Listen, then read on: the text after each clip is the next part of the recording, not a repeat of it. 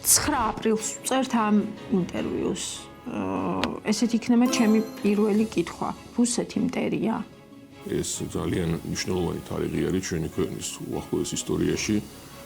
ეს თარიღი, რა თქმა უნდა, ტრაგიკული დღე არის და ჩვენ ოცნო ქონდეს ხსოვნა იმ ხალხის, ვინც ამ დღეს შეეწირა. რა თქმა უნდა, ეს ის თარიღია, სადაც ძალიან დიდი განაცხადი გააკეთა საქართველოს დამოუკიდებლობაზე და დამოუკიდებლობა მოვიპოვეთ. ჩვენ ჩემი აზრით უნდა ყველამ გავითავისოთ, რომ რუსეთი არის ჩვენი მეზობელი. ეს რუსეთი არსად წასვლას არ აპირებს, ისევე როგორც არ ვაპირებთ წასვლას ათ ჩვენ არსად. ამიტომ ჩვენ უნდა გქონდეს ჩემი აზრით კეთილმეზობლური და თუნდაც მეგობრული ურთიერთობა რუსეთთან. დღეს ჩვენ, როგორც ვიცით, რა თქმა უნდა, რუსეთს აქვს თავისი ჯარები შეყვანილი ჩვენ ტერიტორიებზე. ამიტომ რა თქმა უნდა, ობიექტურად რუსეთი არის ოკუპანტი, იმიტომ რომ მას ყავს ჯარები ჩვენს ქვეყნის ტერიტორიაზე, მაშინ, როდესაც ჩვენ ამის წინააღმდეგი ვართ. თუ ოკუპანტია, ხო, ჩვენ როგორ ავიქვათ ის მეგობრულად და მეზობლად. ჩვენ თუ გვინდა გამოვიდეთ ჩვენი ქვეყნის ინტერესებიდან და ჩვენი ინტერესებიდან. როდესაც ჩვენ ყავს ესეთი ძლიერი და საკმაოდ აგრესიული მეზობელი. იმისთვის ახლა მთელი დღის განმავლობაში ოკუპანტის, მტრიის და სხვადასხვა მლანძღავი სიტყვების დარქმევას, ნუ თუ თქვენ, როგორც აი საღად მოაზროვნე ადამიანს, გგონიათ, რომ ის მიგვიყავს ჩვენთვის სასარგებლო შედეგამდე? მაგრამ გააზრება იმისა, რომ რუსეთი მტერია, მიგვიყვანს ჩვენთვის სასარგებლო შედეგამდე? ჩვენ ვერ მივალთ სასარგებლო შედეგამდე, ჩემი აზრით, თუ ჩვენ გავაგრძელებთ რუსეთთან მტრულ დამოკიდებულებას. და რა არის ჩვენი სასარგებლო შედეგი? ჩვენი სასარგებლო შედეგი არის, თუ ჩვენ გვექნება კეთილმეზობლური და თუნდაც მეგობრული დამოკიდებულება ესეთ მსხვილ ქვეყანასთან, რომელიც ჩვენს საზღვარზე იმყოფება. იმ შემთხვევაშიც კი, თუ კი ის მცოცავ ოკუპაციას დღემდე აგრძელებს ჩვენი ქვეყნის ტერიტორიაზე. ეს მცოცავი ოკუპაცია ცალკე საკითხია. რუსეთს დამერწმუნეთ, კარგად ვიცნობ. რუსეთს აქვს ისეთი დიდი რაოდენობით ტერიტორია, მას სულ არ ჭირდება მცოცავი ოკუპაცია საქართველოში. და რა უნდა მაშინ საქართველოს ტერიტორიაზე? საქართველოს ტერიტორიაზე მას უნდა ის, რაც მოყვა იმ კონფლიქტს, რომელიც იყო 2008 წელს, როდესაც რუსეთი ჩადგა იქ. იმიტომ რომ ჩვენ ქონდა განსაზღვრული პოზიციები ჩვენ ნატოსთან გაერთიანებასთან დაკავშირებით და ესე შემდეგ, რომელსაც რუსეთი უარყოფდა. დღესაც ხდება იგივე. რუსეთი ვერ მივხვდი საქართველოს ბრალია რუსეთი რომ იდგას? არა, საქართველოს ბრალი არ არის რუსეთი რომ იდგას. ჩვენ გამოვხატეთ რაღაცა განსაზღვრული პოზიციები, რა თქმა უნდა, რუსეთი იყო ამით უკმაყოფილო და ის არაკანონიერად ჩაერია ამ კონფლიქტში.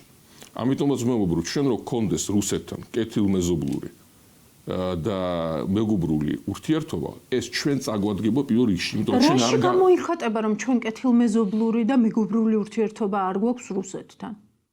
ამ წუთას მითხარით თქვენ შემეკითხეთ, რუსეთი მტერია თუ არა? მე არ ვაპირებ რუსეთის მიმართ, რომ აგრესიული და მლანძღავი სიტყვები გამოვიყენო, იმიტომ რომ მე მგონია, რომ ეს ჩემ ქვეყანას აზიანებს. აი ეს მინდა რომ აგიხსნათ. ეს აზიანებს ჩემ ქვეყანას. და ის რომ ქუჩაში დღეს ეს აბაუმი გინდათ ნარატივის გაგრძელება, რაზეც თქვენ მესაუბრებით, აბაუმი გინდათ? ანუ თუ ვიტყვი რომ რუსეთს მტერი ვუწოდოთ, იმიტომ რომ ის მტერია, ანუ რეალურად ეს იმას ნიშნავს, რომ ომი მინდა? მე არ ვაპირებ იმ ხალხის ლანძღვას, რომელსაც შეუძლიათ აბსოლუტურად თავისუფლად, რომ მე ძალიან დიდი ზიანი მომაყენოს. მე საკმაოდ დიდი ხანია ვეწევი რა მცდელობები მაქვს, რომ საქართველოში მოვიზიდო ინვესტიციები. ძირითადად ევროპულ-ამერიკული ინვესტიციები. და მე გეტყვით, რომ ძალიან დიდი რაოდენობით ევროპელი და ამერიკელი ინვესტორი უარს აცხადებს საქართველოში ინვესტიციის განხორციელებაზე. და ძირითადი მიზეზი ერთ-ერთი, რომელსაც ასახელებენ, ეს არის გეოპოლიტიკური არასტაბილურობა. და პირდაპირ მეუბნებიან, რომ აი თქვენ თავს შეხედეთო. თქვენო მეუბნებით, რომ მე როგორც ამერიკულ კომპანიას, რომ მოდი შემოდით და ანაკლიის პორტში გააკეთეთ ინვესტიცია. ამ დროს თქვენ ჩაწერილი გაქვთ თქვენს კონსტიტუციაში, რომ თქვენ უნდა გახდეთ ნატოს წევრი.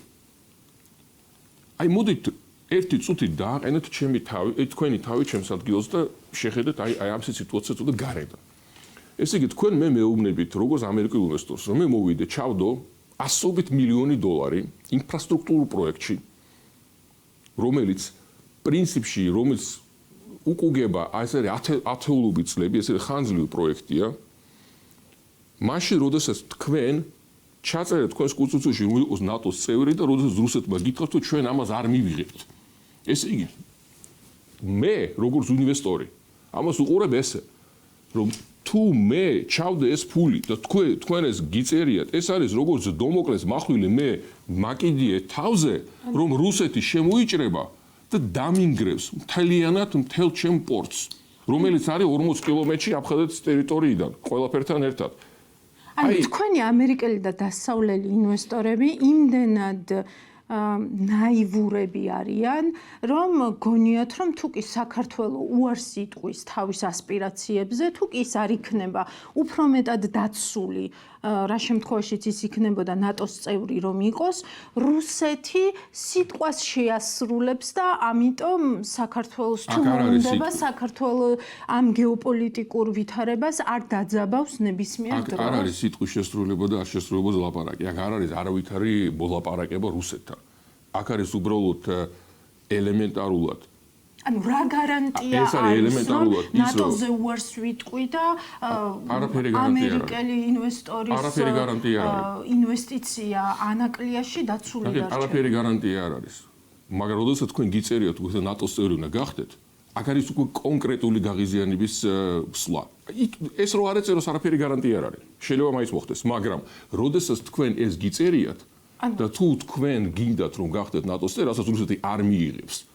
რა ჩვენ ახლა დავინახეთ უკრაინის შემთხვევაშიც. ამას რუსეთი არ მიიღებს. როდესაც თქვენ ეს გიწერიათ, ეს განსაკუთრებით ამძიმებს რისკის ფაქტორს ინვესტორისთვის. პოლიტიკა უნდა აეწყოს იმაზე, რაზე გაღიზიანდება და არ გაღიზიანდება რუსეთი. ამას არ უნდა არც ეკონომისტობა, არც პოლიტიკოსობა, რომ თქვენ ყავთ ძლიერი მეზობელი. მე მყავს მეზობელი, რომელიც არის ჩემზე 8-ჯერ ძლიერი. ჩემს სადარბაზოში ცხოვრობს. და მე რო შევდივარ სადარბაზოზე, რამდენჯერ დავინახავ, იმდენჯერ შემოვაგინებ. და რამდენჯერ შემოვაგინე, იმდენჯერ გამლახავს. ანუ ეს რა მაზოხიზმია? თავი უნდა ვაცემინოთ, მაინდა-მაინც ყოველდღე? საქართველოს რუსეთის პირისპირ უფრო დაცულია თქვენ წარმოდგენაში, ვიდრე საქართველოს ნატოში და ევროკავშირში და გარანტირებული მოკავშირეებით. ნატო და ევროკავშირი არაურიოთ. საქართველოს ნატოში არის ბევრად ნაკლებად დაცული ვიდრე საქართველოს ნატოს გარეშე. ეს არის ჩემი აბსოლუტური, აი, ჩემი წამსი. ესე არის, იმიტომ რომ რუსეთი არ დაუშვებს, ისეთ ნატოში საქართველოს ასარავენ არ მიიღებს, ასაროს არ აპირებდნენ, მაგრამ ჩემი აზრით, მაგრამ ყოველ შემთხვევაში კიდევ თეორიულად რომ წარმოვიდგინოთ ესეთ რამე მოხდება, ამას რუსეთი არ დაუშვებს. ამიტომ თქვენ როგორც გინდათ ისე იფიქრეთ, როგორც გინდათ ის შეიძლება მოინდომოთ, მაგრამ ეს არ მოხდება. თქვენ ნახეთ რომ ეს არ მოხდა უკრაინის შემთხვევაში. არა, ჩვენ არ ვიცით რა მოხდება მომავალში. ჩემი აზრით არ მოხდება, არც უკრაინის პირიქით მოხდება, მაგრამ ანუ ამ შემთხვევაში რუსეთი არ დაუშვებს რაღაცას საქართველოში, ჩემი გადმოსახედიდან ეს უკვე ნიშნავს იმას, რომ ჩვენ ბოლომდე არ გვიჯერა რომ საქართველოს სუვერენული სახელმწიფოა და საქართველოს დამოუკიდებელია. სამწუხაროდ ამ სოფლიოში აბსოლუტური დამოუკიდებლობა, როგორც აბსოლუტური არაფერი არ არსებობს, მაგრამ ამ შემთხვევაში ჩვენ ვართ გამოუვალ მდგომარეობაში. სწორია ქართული ოცნების პოლიტიკა დასავლეთისგან იზოლაციის, რომ რუსეთმა არ იფიქროს, რომ ვაი და უცებ რომ ნატოში შევიდეს საქართველო არ დავართ ძალიან ექსტრემალურ პოზიციებში. ქართული ოცნების პოლიტიკა რუსეთთან მიმართებაში აბსოლუტურად სწორია. ქართული ოცნების პოლიტიკა დასავლეთთან მიმართებაში არის აბსოლუტურად არასწორი ჩემი აზრით. აი როგორც რუსეთის გაღიზიანება არ არის საჭირო, ზუსტად ეს გააკეთა ქართულმა ოცნებმა, როდესაც მათ უბრალოდ უაზრო და უმიზეზოდ გააღიზიანეს დასავლეთი. რა საჭირო იყო ამ deep state-ის და გლობალური ომის პარტიის მოგონება, რომელს ნარატივსაც ეხლაც აგრძელებენ. რა საჭირო იყო გამოცხადება, რომ ჩვენ ვაჩერებთ მოლაპარაკებებს ევროკავშირში გაწერილ დაკავშირებით, მე ბევრი ასთა განმარტობა მოაყვეს, რა მნიშვნელობა აქვს აზრი ეგეთი იყო. ეს აბსოლუტურად არ იყო საჭირო. ჩვენი პოლიტიკა საქართველოსი, ჩვენი ეკონომიკა, ჩვენი ეროვნული ინტერესების გათვალისწინებით და ჩვენი განვითარებისთვის არის ჩვენ უნდა ვიმეგობრობთ ყველასთან. და დღეს ქართული ოცნება გადავიდა მტრულ დამოკიდებულებაში დასავლეთთან. და ეს რა თქმა უნდა ჩვენ ძალიან მაგრად დაგვარტყავს, იმიტომ რომ დასავლეთს თუ არ შეუძლია რომ ჩვენ მოგვაყენოს ფიზიკური ზიანი იარაღით, რა თქმა უნდა მას შეუძლია მოგვაყენოს ჩვენ ძალიან დიდი ზარალი ეკონომიკური ბერკეტებით. რაში დასჭირდა ქართულ ოცნებას, რომ დასავლეთი გაეგიზიანებინა, თუ ისედაც სწორ პოლიტიკას აწარმოებდა რუსეთთან და თუ ეს კონფლიქტური პოლიტიკა არ იყო? რაში დაჭირდა მე არ ვიცი, იმიტომ რომ იქ ბევრი ფანტაზიები აქვს თავში ხალხს. თუ ბიძინა ივანიშვილს. მეგონია, ვინ ბიძინა ივანიშვილი და მის გუნდს, ვინც მართავს, ვინც არის ქართული ოცნება, ხო? მე მგონი იმ გუნდში ძალიან კარგად შეხმალტმილებულები ერენ ისინი თავიანთ ფანტაზიებში. ვინმეს ახლა ობიექტურად მოაზროვნოთ და ადამიანს ისაც ესმის როგორ მუშაობს დასავლური სისტემა, ნუ თუ ჯერა რომ ახლა ბატონ ბიძინას ფულს არ აძლევდა შვეიცარიული ბანკი, იმიტომ რომ მას ამერიკულმა სამსახურებმა ესე უბრძანა, ეს რა თქმა უნდა არა. აი ესეთი ტიპის მწამსებზე დაფუძნებით მიიღეს ესეთი შეცდომებით სავსე გადაწყვეტილებები, რომ აბსოლუტურად უაზროდ დაუპირისპირდნენ დასავლეთს. და დღესაც აგრძელებენ ამას. გადავიდნენ გლობალურ რომის პარტიიდან Deep State-ზე და ამბობენ, რომ აი ხო ხედავთ პრეზიდენტი ტრამპიც ამბობს Deep State-ი. პრეზიდენტი ტრამპი რომ Deep State-ზე ლაპარაკობს, ის სხვა მნიშვნელობა აქვს იმას. პრეზიდენტი ტრამპი ლაპარაკობს Deep State-ზე როგორც სახელმწიფო სტრუქტურებში ურჩ ბიუროკრატებზე. რომელსაც ის აძლევს დავალებებს და ისინი ამ დავალებებს არ ასრულებენ, იმიტომ რომ ურჩები არა, აი არ გავაკეთებ და მორჩა. რა შუაში არის Deep State, რომელსაც ტრამპი ლაპარაკობს, რა შუაში ეს Deep State ევროპარლამენტის რეზოლუციებთან. რა ევროპარლამენტარზე ვიღაცა ეუბნება, რომ ეს უნდა გააკეთო, ნუ ეს აბსოლუტური მარაზმია. მივყვეთ ეკონომიკას, რუსეთზე ეკონომიკური დამოკიდებულება, ის ტენდენცია, რაც ბოლო პერიოდში შეინიშნება. რუსეთის წილი იზრდება, ევროკავშირის წილი მცირდება. არ ვიცი, ვით ევროკავშირის წილი მცირდება? რა თქმა უნდა, რუსეთის ეკონომიკური დამოკიდებულება არ არის კარგი. ჩვენ რა თქმა უნდა, რო ვთქვათ, ახლა სავაჭრო პარტნიორებთან დაკავშირებით, ახლა მარტო რუსეთი არ არის ჩვენი დიდი სავაჭრო პარტნიორები, მაგალითად თურქეთიც არის ძალიან დიდი პარტნიორი არის. იგივე აზერბაიჯანიც, ევროკავშირიც საკმაოდ გამსხვილდა ბოლო 10 წლის განმავლობაში. რა თქმა უნდა, ჩვენ უნდა შევეცადოთ მაქსიმალური დივერსიფიკაცია რო გაკეთდეს ჩვენი ეკონომიკის, განსაკუთრებით საექსპორტო მიმართულებების. ჩვენი ძირითადი საექსპორტო მიმართულება დღეს არის ტურიზმი. აქაც ჩვენ ხედავთ, რომ ყოველი მესამე ტურისტი, განსაკუთრებით მაღალი გადაცდის უნარის მქონე ტურისტი არის რუსეთიდან. რა თქმა უნდა, ჩვენ უნდა მაქსიმალურად შევეცადოთ, რომ ეს დივერსიფიკაცია მოხდეს და დამიჯერეთ, რომ მე რო თავრობაში ვიყავი, ჩემამდეც წინა თავრობა ყველა ცდილობდა, რომ მაქსიმალურად ჩვენ შესულიყავით ევროკავშირის ბაზარზე, ამერიკის შეერთებული კავშირის ბაზარზე, ჩინეთის და ამას რაღაც განსაზღვრული შედეგები მოვა კიდევ ასაკა. ჩვენ რო დინამიკას დავაკვირდეთ, აი 10 წლების განმავლობაში დინამიკას, თუ გინდათ 20 წლის განმავლობაში, ჩვენ რა თქმა უნდა ჩვენი წილი რუსეთის გარდა სხვა ქვეყნებში საკმაოდ გაიზარდა. ეს არ ნიშნავს, რომ ჩვენ რუსეთთან უნდა შევამციროთ ჩვენი ურთიერთობა. ეს არ უნდა მოხდეს რუსეთთან ეკონომიკური ურთიერთობის შემცირების ხარჯზე. ანუ ეს უნდა მოხდეს იმის ხარჯზე, რომ სხვა ქვეყნებთან მეტი ვივაჭროთ. და რუსეთთან თუ რასაც დღეს ვაჭრობთ, თუ ვივაჭროთ და კიდე მეც უკეთესი იქნება. ჩვენ სხვა ქვეყნებთან უნდა მაქსიმალურად გავაძლიეროთ ჩვენი ურთიერთობა. ამას უნდა დიდი დრო. ეხლა თქვენ ნუ თუ გონიათ, თქვენ ნახეთ თქვენ გადაცემაში მეღვინეობასთან დაკავშირებით იყო გადაცემა ზუსტად შევხედეთ და ნახე ხარ, ნუ თუ გონიათ რომ რომელიმე მეღვინე იტყვის რომ მათ არ უნდათ რომ გაყინონ ღვინო ან გერმანიაში ან ამერიკაში ან ჩინეთში მეტი და რა და ნუ თუ ვინმეს გონია რომ ამერიკელი ღვინის დისტრიბუტორები ქართულ წარმოებლებს ეუბნებიან რომ შეგიძლიათ მოგვაწოდოთ ღვინო და ქართული წარმოებლები ამბობენ რომ არა ეს ღვინო ჩვენ რუსეთში უნდა წავიღოთ. რა თქმა უნდა ესეთი რამე არ ხდება. რა თქმა უნდა ქართული ღვინის წარმოებლები ჯერ ჩვენ ეს სუფთა კომერციული სტრუქტურა არის, ჩვენ ხო არა სახელმწიფო სტრუქტურები, ისინი ყველა დაინტერესებულები არიან, რომ შევიდნენ სხვა ბაზრებს, იმიტომ რომ მათაც არ აწყობთ ეს, რომ დიდი რაოდენობით ერთ ბაზარზე იყვნენ დამოკიდებული, როდესაც ჩვენ ვიცით, რომ რუსეთი განსაკუთრებით ხმარობს ხოლმე ეკონომიკურ ესეთ ბერკეტებს, როდესაც რაღაც კონფლიქტური სიტუაციაა. უბრალოდ პრობლემა იმაში არის, რომ ამ სხვა ქვეყნების ბაზრებზე შესვლა არის უკიდურესად რთული, ისეთი რთული, როგორც უცხოური პირდაპირ ინვესტიციების მოზიდვა საქართველოში.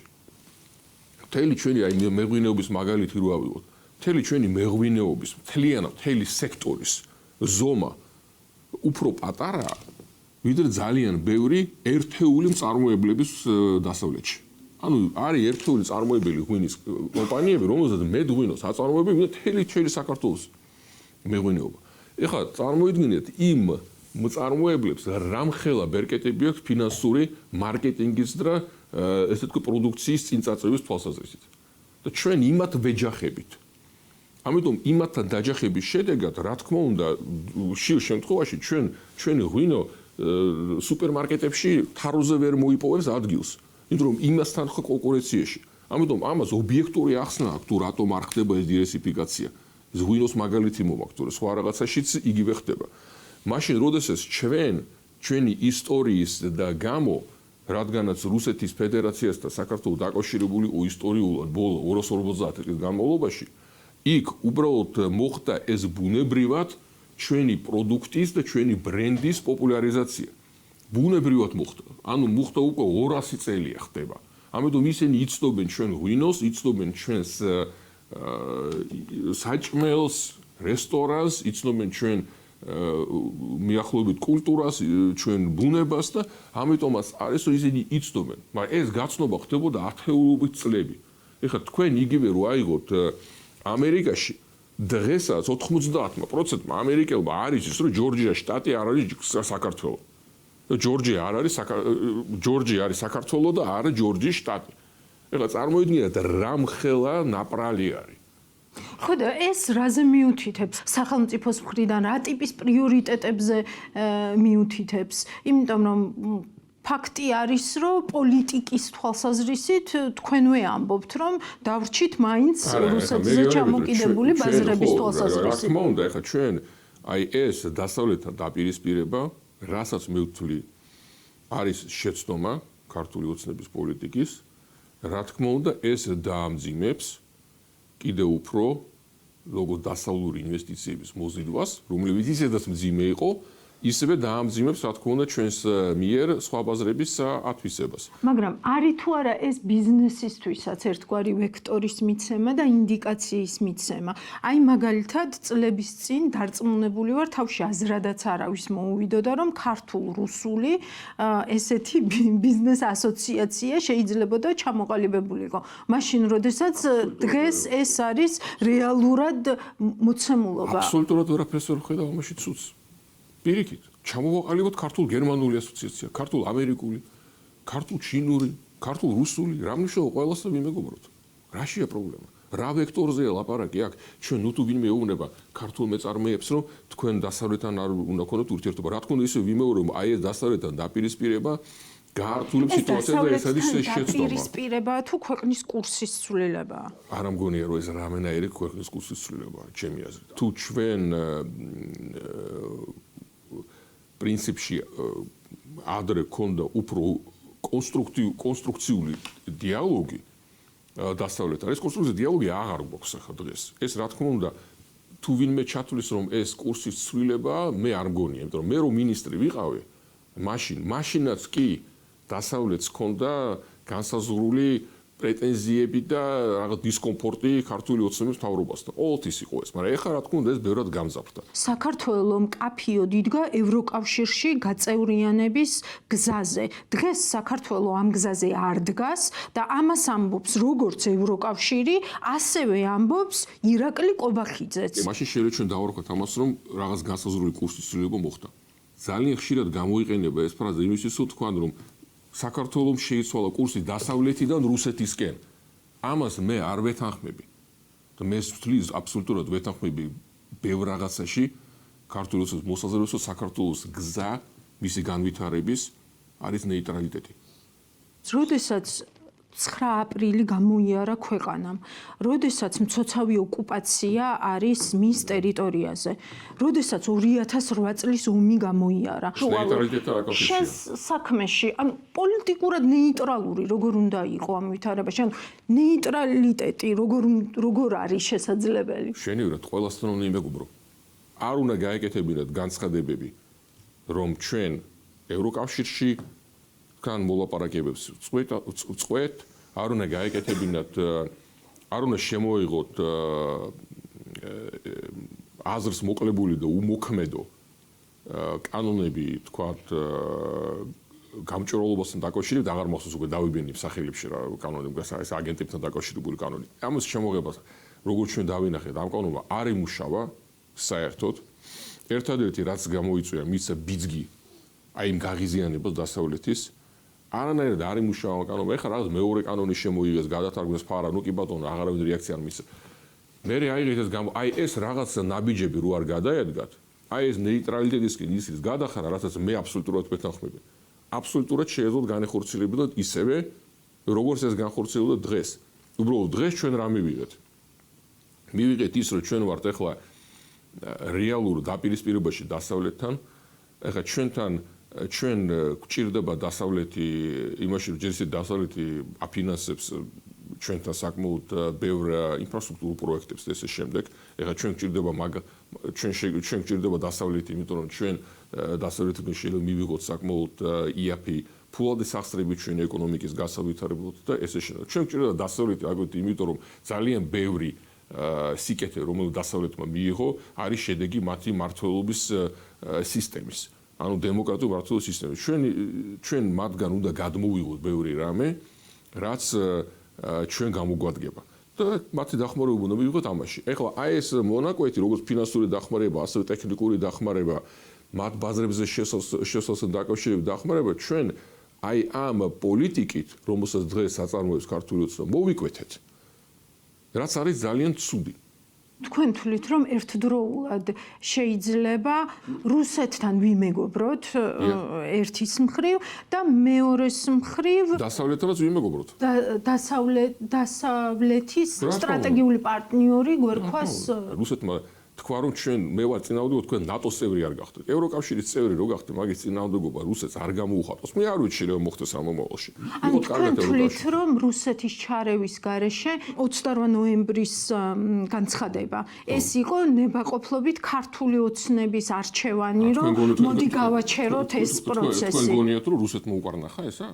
რა თქმა უნდა არა. არაფერი რუსეთს არ უთქვია საქართველოსთვის. რა თქმა უნდა ეს იყო საქართველოს ნებაყოფლობითი არჩევანი. რატომ? იმიტომ რომ ეს იყო შეცდომა, რომელიც გამოწვეული არის იმ მრწამსებით, რადგან ჩვენ ახლა ვილაპარაკეთ. მაგალითად იმ მრწამსით, რომ თურმე ქართულ ოცნებას ან მის ხელმძღვანელს ვიღაცა ებრძვის, ეს არის ეჭვები, რომ ვიღაცა ებრძვის, რომ ფულის წარსმება უნდა შვეიცარიაში, აი გვებძვიან, აი ამით იყო გამოწვეული, აი ამ არასწორი წარმოდგენით როგორ მუშაობს დასავლეთი და არა იმით, რომ რუსებმა მათ რაღაც უთხრეს. მე არ ვიცი ხა ზუსტად იქ არ ზუგარ ოთახში მე დარწმუნებული რუსეთი საერთოდ არც ელაპარაკება მთავრობას. საერთოდ დიალოგშიც არ არის. რეალურად. არც ბიძინა ივანიშვილთან?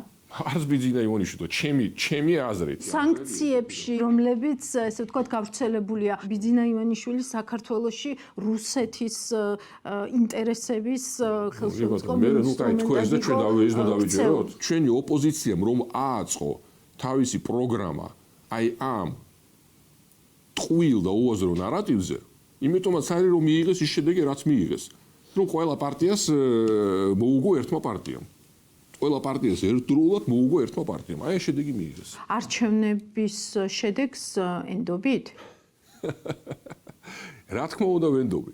თქვენ ხართ მართალი და მთელი დასავლეთი, რომელიც არ ცნობს ქართული ოცნების ლეგიტიმაციას, ცდება. არა, მე ხედავთ, მე კი არ ვარ მართალი. თქვენ მე მეკითხებით, თქვენი აზრი როგორია? ჩემი აზრი ესეთია. მე კი როგორ მიმართალი ვარ. ჩემი აზრი ესეთია და მე თქვენ კითხეთ. თქვენი აზრი გასაგებია, რომ ესეთია, მაგრამ თქვენ ხომ გარედანაც ხედავთ, ანუ რეალურად პოლიტიკური იზოლაციას დასავლეთისას და თქვენი აზრი არ იცვლება ამ შემთხვევაში, როდესაც გარედან ხედავთ რეაქციას და შედეგებს, რაც თქვენ თქვით, რომ ჩემი აზრი მყარდება იმის, რასაც მე ვხედავ დასავლეთიდან. ჩემი აზრი მყარდება. იმიტომ რომ დასავლეთის ძალიან არასწორად იქცევა ბევრ რაღაცაში. იმიტომ რომ აი ეს რეზოლუციები, რომელიც აბსოლუტურად მოკლებულია ძირითადად საღა აზრს, იწვევს მხოლოდ და მხოლოდ საქართველოს მოსახლეობის გაღიზიანებას. ეს როგორ იმეგობრონ ქართულ ოცნებასთან? უნდა იმეგობრონ, რა თქმა უნდა, ყველამ. თურმე ამ რეზოლუციებში წერია, რომ თურმე საქართველოში სიტყვის თავისუფლება არ ყოფილა. თურმე პრესა ძალიან დიდი წეხის ქვეშ არის. თქვენ ხართ პრესის წარმომადგენელი, თქვენ ხართ წეხის ქვეშ. ქართულ ოცნებასთან პირდაპირი დიალოგის შესაძლებლობა ჩვენ არ გვეძლევა ძალიან დიდი ხანია. მაგალითად, დეკლარაციები ამდენი ხანი ჩაკეტილია და ის რაც გამჭვირვალე იყო ადრე, ეს ინფორმაციაც ხელმიუწვდომელია და ეგ როგორ არის დაკავშირებული პრესაზე ზეწოლით და ხმის თავისუფლებასთან. ანუ თუ ვერ გავაშუქე, რას ქვია, როგორ არ არის? მე ვარ მაგალითად აი მთავრობაში ვარ და მთავრობის წარმომადგენელი ვარ. არ მინდა თქვენთან მოვიდე ეს რა მე თქვენ თავისუფლებაზე ეს როგორ აისახება? რას ქვია, თქვენ თუ ხელისუფლებაში ხართ, მე დაგიქირავეთ და ვალდებული ხართ რომ მოხვიდეთ და მე დამიქირავა ჩემ ამორჩევა, რომელიც არის 50%-ზე მეტი მოსახლეობის და მე არ ვიცი თქვენ და მათთვის საუბრობთ თქვენ, როდესაც მოდიხართ? მაგრამ მე მაგ უფლება არ მოვიდე, ეს ჩემია პირადული მე ასად არ მიწერია, რომ მე ვალდებული ვარ, მივიდე და ყველგან ვილაპარაკო. ეს არ არის პრესის თავისუფლება. პრესის თავისუფლება, როდესაც თქვენ რაღაცით თქმა გინდათ და თქვენ არ გაძლევთ საშუალებას. შესაძლოა თქვენ რაღაცაში ხართ პროფესიონალი, მაგრამ რაღაცაში მე ვარ პროფესიონალი. არ უნდა მაგას ექსპერტობა, რომ დაინახო, რომ საქართველოში არის აბსოლუტური სიტყვის თავისუფლება და არ არის არანაირი წნეხი პრესაზე. არანაირი. ამასთან ერთად იცით რა ტიპის კანონებს იღებს ქართული ოცნება ბოლო პერიოდში და ამ კანონებს საერთაშორისო შეფასებით იცით, რომ პირდაპირ ქვია რეპრესიული კანონები? მე როგორც თქვი, ბევრ რაღაცაში მე ქართულ ოცნებას არ ვეთანხმები. გავიმეორებ კიდე ერთხელ. მაგრამ ეს არ ნიშნავს, რომ რა კანონებსაც იღებს ქართული ოცნება და მაგალითად მომაქვს აგენტებთან დაკავშირებული კანონი, რაც იყო დიდი შეცდომა და უაზრობა. ამიტომ ჩვენ გვაქვს პრესის თავისუფლების პრობლემა. ეს აი ერთი მეორეს არ ნიშნავს. ჩვენ არ გვაქვს პრესის თავისუფლების პრობლემა, ჩემი აზრით. და როდესაც ესეთი რამე წერია რეზოლუციაში ევროკავშირის, ის ჩემში როგორც ერთ მოქალაქეში იწვევს გაღიზიანებას და უნდობლობას. როდესაც ამ რეზოლუციის მიმართ, როდესაც ნახავთ ჟურნალისტები, დასახიჩრებულები, ხო, ანუ ეს პრობლემაა, ეს უდიდესი პრობლემაა. პრესის თავისუფლებაში ეს არ ჯდება, ხომ? როდესაც ესე ვთქვათ, სამსახურეობრივი მოვალეობის დროს შესაძლოა დაგასახიჩრონ. რა თქმა უნდა ეს პრობლემაა და ეს უნდა იყოს გამოძიებული. ეს არის, რა თქმა უნდა, ეს არის შემთხვევები, რომ უნდა გამოვიძიოთ. მაგრამ ნიშნავს თუ არა ეს ჩემთვის როგორც ერთი მოქალაქისთვის, რომ საქართველოში სადაც მე ვუყურებ, რომ არის 4 თუ 5 ოპოზიციური არხი, რომელიც არის აბსოლუტურად თავისუფალი იმაში, რაც უნდათ იმას ლაპარაკობენ. როდესაც მე ვხედავ ამას, მე ძალიან მიჭირს, რომ დავიჯერო ჩვენთან არის პრესის თავისუფლება. პრესიზე წეხი. ბოლომდე უნდა გაჩერდეს ყველაფერი, რომ თქვენ ესე ვთქვათ, დაფიქრდეთ, რომ პრესის თავისუფლება ისევე როგორც არჩევნებთან დაკავშირებით, მე რომ დავიჯერო, რომ არჩევნები გაყალბდა, მე უნდა მქონდეს რამოდენიმე ფაქტი. მთელი ფარულობა იყო დარღვეული. რა ფარულობა იყო დარღვეული? ეს არ არის ჩემი თემები და არ შემოყვებით ამ იმაში. მე უბრალოდ იცით რა არის, თუ არჩევნების ლეგიტიმაციაში ეჭვი არ გეპარებოდათ ამდენი ხნის განმავლობაში, მაშინ რატომ ცდილობდით თქვათ იგივე გიორგი გახარიასთან საუბარს, რატომ ცდილობდით ოპოზიციაში, ესე ვთქვათ, იმ პერიოდში ოპოზიციონერად, მაგრამ არა იმ ოპოზიციური სპექტრს, რომელიც ახლა მოგვევლინა იმ 4 პარტიის სახით. თუმცა გინდოდათ რომ ერთ-ერთის პარალელში ყოფილიყო. მე ზუსტად მაგიტომაც აი ჩემი მოსაზრებების გამო ზუსტად მოხდა ის რომ ეს არ შედგა. ზუსტად მაგიტომ არ შედგა. ნატოზე მოსაზრება ერთ-ერთი იყო. ნატო ძირითადად ყველაფერი რადაც ვილაპარაკეთ. კი ბატონო. დავუბრუნდეთ ეკონომიკას და მინდა რომ აი ვილაპარაკოთ იმაზე თუ რა მოგწონთ ეკონომიკური პოლიტიკის თვალსაზრისით ქართული ოცნების პერიოდში. აი რო ესე ვთქვათ რაღაცნაირი რეტროსპექცია რო გავაკეთოთ, აი რა ნაბიჯები გახსენდებათ, როგორც რაღაც დიდი მიღწევები საქართველოს ეკონომიკისთვის. ძალიან ცოტა. ესე იგი ქართული ოცნების პოლიტიკამ თუ რამეში გამოიღო პოზიტიური შედეგი, ერთ-ერთი ფაქტორი ეს არის კერძო ბიზნესისთვის, რომელიც არ არის დაკავშირებული სამთავრობო სტრუქტურებთან, ხელის არ შეშლაში. ანუ თქვენ ახლა ვერ მომიყვანთ ვერც ერთ ბიზნესმენს, რომელიც იტყვის, რომ აი მე გამიბარეს, შემომივარდნენ, რაღაცა ჩამიტარეს, პრაქტიკულად არ არის იგივე შემთხვევაში. გიორგი ბაჩიაშვილი. ხო, გიორგი ბაჩიაშვილი, ჩემი აზრით ეს არის მისი და ბიძინა ივანიშვილის კერძო დავა, კერძო კომერციული დავა. რაშიც ახლა მე შესვლას არ ვაპირებ მაგ საკითხში. ეს მათი საკითხი. თქვენ რომ მკითხეთ, ამისით ვიტყვი, რას ხედავ პოზიტივს. პოზიტივს ხედავს იმას, რომ წინა რეჟიმთან შედარებით და მე გეტყვით, რომ წინა რეჟიმმა ძალიან ბევრი პოზიტიური რაღაცა გააკეთა, განსაკუთრებით მათი მმართველობის პირველი 3-4 წლის განმავლობაში. ძალიან ბევრი პოზიტიური გააკეთა, მათ შექმნეს საკმაოდ ძლიერი ინსტიტუტები, უდიდესი რეფორმები ჩაატარეს საგადასახადო კუთხით, პოლიციაში და ეს შემდეგ. არ დაუკარგავთ. ანუ ნაციონალურ მოძრაობას ქართულ ოცნებას არ დაუკარგოთ ის, რომ რა თქმა უნდა, წინასწარ შედარებით, მათი ჩარევა კერძო ბიზნესში იყო მინიმალური. ეს არის ერთ-ერთი ყველაზე დიდი პოზიტიური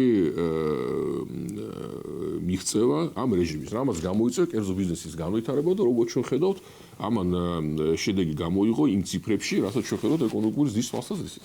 აი იმ პოლიტიკით, რა პოლიტიკაც არჩეული აქვს კურსის ცვლილება დაარქვით. იმ პოლიტიკით, რა პოლიტიკაც არჩეული აქვს ქართულ ოცნებას. ანუ რამდენ ხანს შეიძლება გაგრძელდეს აი ეს ეკონომიკური ზრდა და ის რიცხვები, რა რიცხვებსაც ჩვენ ვაკვირდებით ეკონომიკაში. ეს რა თქმა უნდა საკმაოდ რთული საკითხი ეს არავინ არ იცის. ჩვენ უნდა მივახციოთ ჩემი აზრით საუკეთესო პირობები ჩვენი ეკონომიკის განვითარებისთვის იქნება ჩვენი ნეიტრალური სტატუსი, გეოპოლიტიკა გვიშლის ხელს ყველაზე უფრო. კიდე ერთხელ გავიმეორებ, რომ ეს არის ნეიტრალური სტატუსი და მეგობრობა და ვაჭრობა ყველასთან. ეს არის ამ პირობის გარეშე არაფერი არ მოხდება. ანუ ჩვენ უნდა დავარეგულიროთ ახლა ჩვენი ურთიერთობა დასავლეთთან. შეძლებს თუ არა ეს თავრობა ამას მე არ ვიცი. ამაზე იქნება ძალიან ბევრი რამე დამოკიდებული. რა თქმა უნდა, ძალიან ბევრი რამე დამოკიდებულია ისეთ ფაქტორებზე, რომელიც საერთოდ არ არის ჩვენი კონტროლის ქვეშ. ხედავთ რა ხდება დღეს ამერიკის შეერთებულ შტატებში ტარიფებთან დაკავშირებით. ეს რა თქმა უნდა იქონიებს საკმაოდ დიდ გავლენას საქართველოსაც. თუ ეს ტარიფები შესრულდა, ეს პროგრამა შესრულდა, ამას ექნება საკმაოდ მძიმე ეფექტი ამერიკის ეკონომიკისთვის განსაკუთრებით ახლო და შუა მომავალში. ამიტომ აი ამდენი ფაქტორი, როგორც ვთქვით, გეოპოლიტიკა, ქართული ოცნების პოლიტიკა დასავლეთთან მიმართებაში, რა ხდება საერთოდ სოფლიოში, ეს ყველაფერი ჩვენ რომ შევაერთოთ ერთად, იქნება საკმაოდ კომპლექსური და ძალიან რთული სიტუაცია და აქ იმის განსხვავება რა მოხდება ძალიან ძნელია. ამიტომ მაგრამ მე პრინციპში არ ვიქნები ალბათ გაკვირვებული თუ ჩვენ მომავალი 3 წლის განმავლობაში მაინც 5%-ის პარაგრაფში ზრდა უნდა გქონდეს. იმიტომ რომ უნდა გქონდეს და თუ ჩვენ გადავწყვეტოთ მაგალითად დასავლეთთან საკითხებს და თუ ჩვენ განახორციელებთ მაგალითად რაღაც მსხვილ პროექტებს, ის იქნება ჰიდროელექტროსადგურების აშენება, თუ ის იქნება საპორტო ინფრასტრუქტურა, ეს კიდევ უფრო გაგვიმართავს ხელს. საიანაკლის პროექტია მაგალითად, ხო, და ვიცით, რომ ესე ვთქვათ, ჩინურმა კონსორციუმმა თითქოს მოიგო ეს ტენდერი 59%-ზე არის საუბარი და მაინც ეს ტენდერი ბოლოში ვერ გადის. როგორ ფიქრობთ, აი რატომ ვერ გადის ბოლოში ეს ტენდერი? ანაკლის პორტის მშენებლობა ეს არის ძალიან ზუსტად ღირებული ინფრასტრუქტურული პროექტი, რომელშიც ზოგადად ინვესტიციის მოზიდვა არის ძალიან რთული. ნახეთ, რატო? საერთოდ შუა დერეფანი, როგორც ესეთი, მისი კონკურენტუნარიანობა სხვა დერეფტებთან შედარებით არ არის ისეთი მაღალი, როგორც ჩვენ გონია. ამას ეკონომისტობა არ ჭირდება, რომ მივხვდეთ, რომ ცენტრალური ეს არის ტვირთები, რომელიც შევდერბაში მოდის ჩინეთთან, ცენტრალური აზიიდან ევროპაში. ეს არის შუა დერეფანი. ეს ტვირთი წარმოიდგინეთ, რომ თქვათ, რო წამოვიდეს ყაზახეთიდან შუა დერეფი, უნდა მოვიდეს კასპიის ზღვამდე, პორტში უნდა დაიტვირთოს. მე უნდა გადმოცულოს გემით კასპიის ზღვა, უნდა გადმოიტვირთოს ბაქოში, ისევ რკინიგზაზე. რკინიგზაზე უნდა მოვიდეს საქართველოში. და თქვათ ანაკლიის ამ ფოთის პორტში უნდა დაიტვირთოს ისევ გემზე, წავიდეს რუმინეთში. და რუმინეთში დაიტვირთოს რკინიგზაზე და მე უნდა მიეწოდოს ევროპას. ამის ალტერნატივად გვევლინებოდა ის, რომ ტვირთი, რომელიც დაიტვირთება ყაზახეთში, პირდაპირ რკინიგზით რუსეთის გავლით შედის ევროპაში. ეხლა აი ამ გზას რუსეთის გავლით, როგორ შეიძლება ამ ორმა გადატვირთვამ მოუგოს? ხო ეს გამორიცხულია. ამას ხო ეკონომისტობა არ ჭირდება. ამიტომ ამასთან დაკავშირებით ყოველთვის იყო დიდი კითხვის ნიშნები. საერთოდ აქვს ამას ეკონომიკური აზრი თუ არა აქვს. ამიტომ ამ პორტში ამის და გამო ჭირდა ინვესტიციების მოზიდვა. ეგ იყო პირველი ფაქტორი. მეორე ფაქტორი, რომელიც ამას ართულებდა, არის გეოპოლიტიკური არასტაბილურობა. ეხლა როდესაც კონსორციუმი შედგა ბატონი ხაზარაძის ხელმძღვანელობით, განაიმართმა ცუდი სამუშაო ჩაატარეს ინვესტორების მოსაძებნად. თქვენ გონიათ მართლა მაგათ ვიღაც ხელს უშლიდა? რა თქმა უნდა არა. უბრალოდ ვერ შეძლეს. 70 მილიონი ვერ შეკრიბეს საკუთარი კაპიტალი, რომელიც მათ გაწერილი ჰქონდათ კონტრაქტით. უბრალოდ ვერ შეკრიბეს. იმიტომ რომ ძალიან ძნელი იყო ვიღაცის ნახვა, არავინ ფული არ ჩადავა. ნუ თქვენს კრედიტორები ვინც იყვნენ EBRD მათ რიცხვში. მე ვიცნობდი მაშინ ვინც იყო EBRD-ის ხელმძღვანელი, მოვიდა მითხრა რომ ჩვენო გადავთვალეთ, უკვე ეკონომიკურად არ გამოდის ეს საკითხი. ამიტომ თქვენ რო განაცვალეთ, თუ გინდათ რომ ფული ჩადოთ ჩვენ მაგაში, როგორც კრედიტორებმა EBRD. სახელმწიფო გარანტიები უნდა მოგცეთ. აი ეს არის პრობლემა. EBRD-სთან მქონდა მე ინტერვიუ, სადაც პირდაპირ მეუბნება EBRD-ის წარმომადგენელი, რომ კი ჩვენ მზად ვართ, რომ გვერდით დავუდგეთ ანაკლიის პროექტს. გარანტიები დადეთ და დავუდგებით. გარანტიები და სახელმწიფო გარანტიები და სახელმწიფო გარანტიები რას იშოვს? იცით, როდესაც ეს პროექტი როდესაც მოიტანდა იმაზე ნაკლებ შემოსავალს, რაც საკმარისად საჭირო იქნებოდა, რომ კრედიტორები გაგვესტუმრებინა. მაგაზე ნაკლებს სახელმწიფოს ბიუჯეტში და თქვენ უნდა გადაგეხადოთ, როგორც გადასახადით გადავხდოს. თქვენ უნდა გადაგეხადოთ კრედიტორებისთვის ის ფული. და ახლა ჩინეთი რომ შემომყავს ამ დოზით როგორც ინვესტორი რისკებს საერთოდ ვერ ხედავთ? არავინ არ არის წინააღმდეგი რომ ამერიკელი ინვესტორი შემოიყვანოს. არასდროს არ ყოფილა. უბრალოდ ამერიკელ ინვესტორს, ეხლა თუ ჩინელ ინვესტორს, თან ჩვენ ვიცით რომ ჩინელ ტვირთებზეც არის აქ საუბარი. თუ ჩინელ ინვესტორს რაღაცა ლოგიკა შეიძლება ქონდეს იმაში, რომ ნუ პოტენციალურად ჩემი ტვირთები კი მესმის უფრო ალტერნატიული გზებით უფრო იაფია, მაგრამ დივერსიფიკაციისთვის რაღაცა დონეზე აი მე ამ გზას გამოვიყენებ. იმისთვის თუ რაღაცა ლოგიკა მაინც არის, რომ აი ჩემი ტვირთი, რაღაც ჩემი კომპანიის ტვირთები წამოვიდე. თან ჩინეთში ბევრი სახელმწიფო კომპანიაა, სადაც ფინანსირება ბევრად უფრო იაფიღის. ამერიკაში არ არის ესეთი კომპანიები სახელმწიფო, არა, ყველა კერძოა. ის კერძო იმაზე ფიქრობს, მარტო როგორ გააკეთოს მოგება. ჩინეთში არის სახელმწიფო კომპანიები, ნუ ჩვენ გვაწყობს ეს ურთიერთობა რაღაცა ტვირთს გავიდათ, რაღაცა ლოგიკა მაინც არის. ფიქრობთ, რომ სტრატეგიული თვალსაზრისით, ანუ ანაკლიის პორტში ამერიკელს შეიძლება ინტერესი არ ქონდეს? ამერიკას ვის სახელმწიფოს? სახელმწიფო კომპანიები განცხადება, მხარდაჭერა, სახელმწიფო დონეზე, ესე ვთქვათ, ანაკლიის პორტში. მესმის, მაგრამ საქმე რა შეეხება, რა ინტერესია ამერიკას, რომ რა ქვია, ტვირთი მაგას აქ არა აქვს. ანუ არანაირად ეხა ჩინეთს ტვირთი მაინც აქვს. ანუ 49% ჩინეთისთვის 49%-ის მიცემა, ესე ვთქვათ, არ შეიცავს არანაირ რისკს. ამას მეუბნებით თქვენ? მე ეს რეგიონები მე გეპასუხოთ. ვერანაირ რისკს ვერ ხედავ. შეერთეთ მე როგორც წინა ინტერვიუში იმ რისკებს, რაზეც ხშირად მიდის ხოლმე საუბრები, რომ მაგალითად ესე ვთქვათ, რაღაცა ეს ჩინური ინვესტიციების მახე, რომელიც არსებობს, ვთქვათ, მაგალითები, რომლებიც უხვად გვაქვს გარშემო. რა მახეა, ის რომ ინვესტირების ესე ვთქვათ, საფასური ხშირად ხდება ხოლმე ხოლმე ვთქვათ იგივე აქტივები, რომლებსაც ისინი ავითარებენ და ასე შემდეგ. ამის შესახებ არაფერი მარტივად რომ უბრალოდ არ შეასრულო ეს პროექტი. ხო, ამის რისკი არის, ამისთვის სამთავრობო, მაგრამ მეუბნებო საკუთარი კრედიტებით შეასრულონ და მე პრობლემა შექმნან, როგორც ხშირად გქონიათ ალბათ. ამიტომ ჩვენ უნდა მართოთ ეს კარგად, მაგრამ ის რომ ის ჩინური კომპანიაა და ამიტომ ჩინელებმა რომ აიღონ ეს სპორტი, ეს ჩვენ რაღაცაში სტრატეგიულად არ გვაწყობს. მე ამას ვერ ხედავ. ეს რაღაც ზოგადი მოსაზრებები რომ ვითომ რაღაცა არის რა კონკრეტიკაზე რომ მიხვალ რომ გითხავ რას ლაპარაკობ თქვენ კონკრეტულად ვერ გპასუხობენ. აი კონკრეტულად ვერ მიპასუხებენ ის ხალხი ვინც ამას ლაპარაკობს რომ აქ არის რაღაც გეოპოლიტიკური რისკები და ვირც ის ამერიკელი კონგრესმენები ვინც ამაზე ლაპარაკობენ ვერ გიპასუხებენ. კონკრეტულად რა გინდათ? ჩვენთვის ჩვენი განვითარებისთვის მნიშვნელოვანი არის რომ ჩვენ ავაშენოთ საპორტო და სატრანსპორტო ინფრასტრუქტურა რომ ავითვისოთ ჩვენი შუა დაერების რაღაცა მაინც ნაწილი რაღაც ათვისებულია, მაგრამ რაღაც მეტი ნაწილი ავითვისოთ ჩვენი პოტენციალის. ჩვენ ხალხს ეს სჭირდება. ამერიკელი კომპანიები ხარ თუ ევროპელი მოდი და ჩადე. ვის მივცემ? როგორ არა აქვს მნიშვნელობა? ვის მივცემ? უკეთესი არ იქნებოდა რომ დივერსიფიცირებული იყოს მაგალითად ეს 49%-იანი პორტფელი შიგნით ვთქვათ ჩინელიც იყოს, მაგრამ ამერიკელიც იყოს ისე როგორც ამას ვთქვათ EIDC თავის დროზე ითვალისწინებდა. რა თქმა უნდა უკეთესი იქნებოდა, მაგრამ თუ ეს ამერიკელი არ მოდის, ვერ მოვიყვანეთ, უკვე 7-8 წელია მუშაობს ხალხი და ვერანაირ და ვინ გავაგდეთ რას მელაპარაკებთ? მე იქ ვიყავი. არავინ არ გაგვიგდია არსად.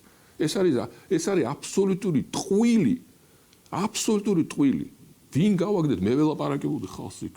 არავინ არ გაგვიგდია. უბრალოდ ძალიან რთულია იმათი დარწმუნება ესეთ პროექტში ფული ჩასადება. ეს არის ზღაპარი. საკმაოდ გაგდებათ გაიგეს ეს, იმიტომ რომ თქვათ ბობ მეიერი ახლაც თქვათ საარბიტრაჟო დავაში. რა გაგდებით და გაიგეს. აგერ იყო არბიტრაჟის პარიზში. იქაც არასწორი გადაწყვეტილება მიიღეს პარიზის არბიტრაჟში, რომ გაგვეგდოს სხვანაირი გადაწყვეტილება იქნებოდა იქ. იქ რომ პარიზის არბიტრაჟში იყო კონკრეტული გადაწყვეტილება მიღებული. ეხლა ამას იქით კიდე ვიმსჯელოთ რამეზე?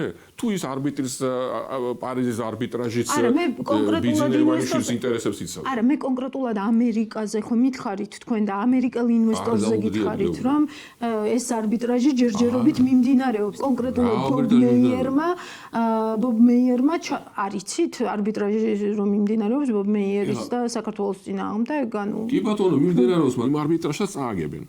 აგერ ნახეთ თუ როგორ იქნება. იმიტომ რომ როდესაც არ ხარ მართალი, აგებ. მაგრამ ზოგიერთ ადამიანს ძალიან უჭირს იმის გააზრება, რომ არ არის მართალი და ამას მიიღება. მოკლედ ეს ჩემი აზრით მე როგორ გავაკეთებდი ანაკლის პროექტს მე როგორ მთავრობაში. მე მოვიყვანდი 3 ინვესტორს. ჩინელებს, ამერიკელებს და რუსებს. აი ამ 3 ინვესტორს მივცემდი 25%-ს. 25%-ს მე ჩავდებდი როგორც მთავრობა. და გავცემდი გარანტიებს. შეიძლება რომ ჩინეთთანაც გარანტიებზე მიდიოდეს ახლა საუბარი. აბსოლუტურად. მე მგონია რომ ყველა ჭკუავყოფილი ადამიანი მოითხოვდა ამ გარანტიებს. იმიტომ პრობლემა რაშია, ნახეთ რომ როცა დავაგდება ეს რუსეთის უკრაინის კონფლიქტი და როდესაც აღდგება რუსეთზე გამავალი ხაზები მთლიანობაში, რა თქმა უნდა, ესეთ პროექტ შეიძლება შეექმნას პრობლემები ეკონომიკური. იმიტომ რომ ტვირთები არ წამოვა იმდენი. აი ეს არის პრობლემა. და რა თქმა უნდა, ამ შემთხვევაში ეს რისკი არსებობს ამ პროექტის. ამიტომ რა თქმა უნდა, ჭკუაყოფილი ინვესტორი, რა თქმა უნდა, იტყვის, რომ მე ამ რისკს ვხედავ და ამიტომ შეიძლება ის რისკი შედგეს, შეიძლება არ შედგეს, მაგრამ მე გარანტიას ვითხოვ ესეთ პროექტში. რა თქმა უნდა. ჩინეთზე გარანტიის გაცემის შემთხვევაში მე როგორც გადასახადის გადამხდელი უფრო დაცული ვიქნები, ვიდრე დასავლელ ინვესტორზე რომ გაგვეცა გარანტია? არა, თქვენ უფრო დაცული არ იქნებით, მაგრამ მე ვამბობ იმას, რომ კონსორციუმმა მოიგო ტენდერი ამ პირობის გარეშე. როდესაც ამ პირობას თქვენ ამატებთ მერე ტენდერის შემდეგ, ეს არის არასამართლიანი, არც გადასახადის განხორციელების მიმართ, არც თავრობის მიმართ. ამ კონკრეტულ შემთხვევაში ახლა რაც გასწრებში ამას გეკითხებით. მე არ ვიცი რა სიტუაცია, ეხლა მე გეუბნებით მე როგორ გავაკეთებდი ამ პროექტს. მე მოვიყვანდი 25% ჩინელს, 25% ამერიკელს და 25% რუსულ კომპანიას და 25%-ში ჩავდგებოდი როგორც თავრობა. რა ლოგიკით და გავცემდი თავიდანვე, ვიტყოდი რომ მე გარანტიებს ვიძლევი. აი, როდესაც მე ვიტყოდი რომ გარანტიებს ვიძლევი, მაშინ შეიძლება ამერიკელიც მოვიდეს. მაშინ მოვიდოდა ამ ისიც გამიჭირდება, მაგრამ მაშინ ამერიკელს მოვიყვან. და აი ესეთი კონსტრუქცია რატომ გავცემდი მე ამ გარანტიებს? და როდესაც დავაყენებდი რისკის ქვეშ გადასახადის განახორციელების ფულს თუ თქვათ მოხდა ისე რომ ეკონომიკა არ არის. იმიტომ რომ ამ პროექტს ჩემთვის ექნებოდა ამ შემთხვევაში ძალიან დიდი პოლიტიკური მნიშვნელობა რეგიონში, ჩემთან ქვეყანაში გეოპოლიტიკური სტაბილურობის შესაქმნელად. იმიტომ რომ როდესაც ესეთ მსხვილ ინფრასტრუქტურულ პროექტში მე მეყოლება ჩინელი, ამერიკელი და რუსი ეს შექმნის იმდენად უკეთეს გეოპოლიტიკურ გარემოს, ანუ რისკს იმდენად დაწევს ყველა ინვესტორის თვალში. ისინი თქვენ ნახეთ, ეს არის ქვეყანა, სადაც რუსები, ამერიკელები და ჩინელები თანამშრომლობენ ამ ხელა დიდ პროექტში. ესენი ნახეთ, ეს ნიშნავს, რომ ეს არის ქვეყანა, სადაც ჩვენ შეგვიძლია მოვიდეთ და ფული ჩავდოთ და ეს არის რისკისგან, არ არის ესეთი რისკის ქვეყანა, ეს არ არის რაღაც სასწაული რისკის ქვეყანა. იმიტომ რომ ეს ხალხი ამდენი ფული ჩადო თანამშრომლობ პროექტში მუშაობენ, იქ არიან ერთად. ანუ აქ ეს იმხელა განეიტრალება არის გეოპოლიტიკური რისკის, რომ ეს გამოიწვევდა ძალიან დიდ ინტერესს საქართველოს მიმართ. მოიყვანდით ამ ინვესტორებს ერთად საქართველოს. მე ვთქვი რომ მოვიყვანდი, კი, იმიტომ რომ ესეთი თუ სწორედ იყო მართული ესეთი პროექტი, მე ინვესტორს მოვიყვანდი არა მარტო ესეთ პროექტში, არამედ ჰიდროელექტროსადგურებში, რაც ჩვენთვის კიდევ უფრო მნიშვნელოვანია. ჩვენ გვაქვს უზარმაზარი სადგურები, როგორც ნენსკრა, ასაშენებელი, რომელსაც ვერ მოავა მთავრობამ თავი. ვერ მოაბეს წლების განმავლობაში. ჩვენ არაფერი არ აშენებულა ბოლო 15-20 წელიწადში. თუმცა მან ყველგან იყო ინტერესი. თან ისეთი ინტერესი, რომ არ დაგჭირდებოდა რუსეთი. ვინც გავაგდეთ. ზუსტად ესენი გავაგდეთ. აი თუ თქვენ გაინტერესდებთ, ვინ გავაგდეთ? აი ესენი გავაქციეთ. გავაქციეთ, იმიტომ რომ არასწორად მართეთ ეს საკითხი, აბსოლუტურად არასწორად. მე როცა ვიყავი სამინისტროში, ვითხოვდი უწყებათა შორის მნიშვნელოვანი ჯგუფის შექმნას, რომელიც იმუშავებდა ამ პროექტების წინ წაწევაზე. მაგრამ ნაწილობრივ იგნორირებული იყო ეს რა, ვითომ შევიკრიბეთ 1-2 და მე ხელი ჩაიქნიეს და რა უნდა ხარ კაცო. ეგავიგეთ ჩვენი მთავრობის ერთ-ერთი ისე რომ არის ესეთი პროექტების წინ წასაწევა ჭირდება ბევრად მეტი ინიციატივა. ბევრად მეტი კვალიფიკაცია. ჩვენ მთავრობაში ჯერჯერობით გითხარით დიგიტალი მიღწევა ამ მთავრობის არის არ ჩარება, ანუ არაფერს არ გაკეთება. ეს არის ყველაზე დიდი მიღწევა. არაფერი არ გააკეთეს. ახლაც ამას ურჩევთ, ხო? ნეიტრალიტეტი პრაქტიკულად მე როგორ ურჩევ მაგას? მე ურჩევ ხარ რომ ინტენსიურად იმუშაონ. თქვა აი ჰიდროელექტროსადგურები, აგერ ინფრასტრუქტურა, ლოგისტიკური პორტი იქნება თუ არ იქნება, მე არ ვიცი ეს ანაკლია, შეიძლება ფოთის გარმოვება, დიდი პროექტები, რომელსაც მთავრობამ უნდა აიღოს რამოდენიმე თავის თავზე. და აი ესეთი კონსტრუქციები შექმნას, რადგან მე ვისაუბრე. თუ თქვენ გინდათ რომ აი რეალურად მნიშვნელოვანი აბიჯი გადაიდგას წინ. შუად ერეფანმა როდის შეიძინა მნიშვნელობა? აი როდის გაიზარდა ამ პროექტის მნიშვნელობა? მე ბოლომდე ვერ ხვდები ხა კითხვაში ნარს, მაგრამ მაშინ მე გეტყვით და ამეთანხმები თუ არა რომ მაშინ შეიძინა მნიშვნელობა და მაშინ გაჩნდა ინტერესი ამ დერეფნის მიმართ განსაკუთრებული, როდესაც ის ჩაითვალა რომ შეიძლება იყოს საერთაშორისო სანქციების პირობებში რუსეთისთვის გვერდის ავლის მარშრუტი. შუა დერეფანი თავისი არსით ხო რუსეთისგან დივერსიფიკაციის მარშრუტია. არა მარტო რუსეთისგან, ახლა საერთოდ ალტერნატივა, ძალიან რამოდენიმე დიდი ალტერნატივაა შუა დერეფნის, მარტო რუსეთი არ არის. ეს არის ირანის გავლით შემოულა, ეს არის პრაქტიკულად ზღვით შემოულა, არის რამოდენიმე მსხვილი ალტერნატივა. ჩვენ კონკურენციაში ვარ ძალიან ბევრ ალტერნატივასთან. იგივე შუა დერეფანზე როცა ვლაპარაკობთ, როდესაც კიდევაც რო წამოვიდეს ტვირთი კასპიის ზღვიდან, ძალიან დიდ კონკურენციას გვიწევს თურქეთის მარშრუტი. იმიტომ რომ შეიძლება ბაქოდან დაიტვიროს რაღა ანაკლია ფოთში შემოვიდა კიდე ზღვაზე გადაეცა. აუ იქ თურქეთში შევა თურქეთიდან იქ ძალიან დიდი პორტი აქვს მაგათ. იქიდან გადა. ანუ აქ ბევრ ამასთან არის კონკურენციაში. ეხლა რა თქმა უნდა შუა დერეფანი ბევრად მომგებიანი გახდა დღეს, როდესაც რუსეთს აქვს ეს პრობლემა, იმიტომ რომ იქ გამოეცალა. ეხლა რა თქმა უნდა გახდა, მაგრამ მე ვამბობ რომ ეს რამდენი ხანი გაგრძელდება ჩვენ არ ვიცით და რასაც ახლა ჩვენ ხედავთ პრინციპში იმას მიანიშნებს იმაზე რომ ალბათ ეს საკითხი რამოდენიმე წელიწადში გადაწყდება. ამ რუსეთი და ეს რუსეთის გზები აღდგება, ამიტომ ჩვენ უნდა ვიცოდეთ რომ ეს რისკი არის ჩვენთვის. და ამ რისკის გათვალისწინებით უნდა ვიმოქმედოთ. და როდესაც ჩვენ რუსეთის ფედერაციიდან ინტერესს შემოვიყვანდეთ ამაში, ეს გარდა გეოპოლიტიკური სტაბილურობისა, ნუ თავისას ხوار დაანგრევენ, რა გეოპოლიტიკური სტაბილურობისთვის, მაგის გარდა ტვირთებსაც საკმაოდ კარგ ბერკეტს მოგცემდა, იმიტომ რომ ისე თვითონ ჩვენ აქაც უნდა გამოვატაროთ რაღაცა. იმიტომ ამაში ცუდი არაფერი არ არის. ამერიკულ გემებს შავ ზღვაში რა უნდათ? რატომაც არ უნდათ? რუსული დავტოვოთ? ამერიკელიც იქნება და რუსებიც იქნებიან და ჩინელებიც იქნებიან. ნუ ვიმეგობრობს ყველასთან და ყველამ უნდა ვიმეგობროთ ერთად. რაც ცნობილი მულტფილმი მახსენდება. კარგი, ისევ ეკონომიკას რომ დაუბრუნდეთ ბოლო პერიოდის შეფასებები Fitch-ის, Moody's-ის, Standard & Poor's-ის და პერსპექტივა, რომელიც არის გაუარესებული, ხო, ანუ პოზიტიურიდან ნეგატიურზე ჩამოსული პერსპექტივა. რისი სიგნალია, რამდენად ამჩნევს ქართული ოცნება ამ სიგნალებს? ვერ ამჩნევს და ძალიან ცუდ შეიძლება რომ ვერ ამჩნევს. რაში შეიძლება გადაიზარდოს ეს ეკონომიკის ნაწილში? დასავლეთ დაპირისპირებას მოყვება საკმაოდ ძიმე ეფექტი იგივე კრედიტებთან დაკავშირებით, გრანტებთან დაკავშირებით, იგივე აი რასაც ინფრასტრუქტურულ პროექტებში რასაც დებენ საერთაშორისო განვითარების ბანკები, მაგთანხების გადამისამართება მოხდება სხვა ქვეყნებში, ამას ჩვენ დავკარგავთ. რა თქმა უნდა, ეს ყველაფერი ცუდია. და ჩვენ იგივე როგორც კი რომ ინვესტიციები ხო გვიჭირდა ეს კიდევ უფრო გაჭირდება. ეხლა საერთოდ რომელი დასავლელი ინვესტორი ჩადა საქართველოში ფულს მე ვერ წარმომიდგენია. მე ვისაც ველაპარაკე, ყველა მოარი თქო და ადრეს გვიჭირდა. და ეს რა თქმა უნდა მოგვაკლებს აგრეთვე იმ ტექნიკურ დახმარებას, რაც ჩვენ ვიღებდით, ჩვენ ვიღებთ ძალიან ბევრ ტექნიკურ დახმარებას იგივე სხვადასხვა დარგებში, სოფლის მეურნეობაში, განათლებაში და ესე შემდეგ.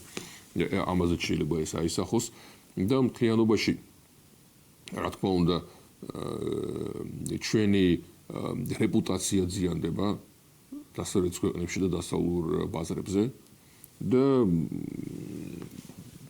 ეს ყველაფერი კიდევ უფრო რთულ სიტუაციას ქმნის ჩვენი ექსპორტიორებისთვის. სხვადასხვა და ამრიგად რა თქმა უნდა ამ ყველაფერს აქვს საკმაოდ ნეგატიური შლეიფი მოყვება, რაც აბსოლუტურად აცილებადი იყო. ისე და ისე გინურებით, აბსოლუტურად დარწმუნებული ვარ, რომ აცილებადი იყო.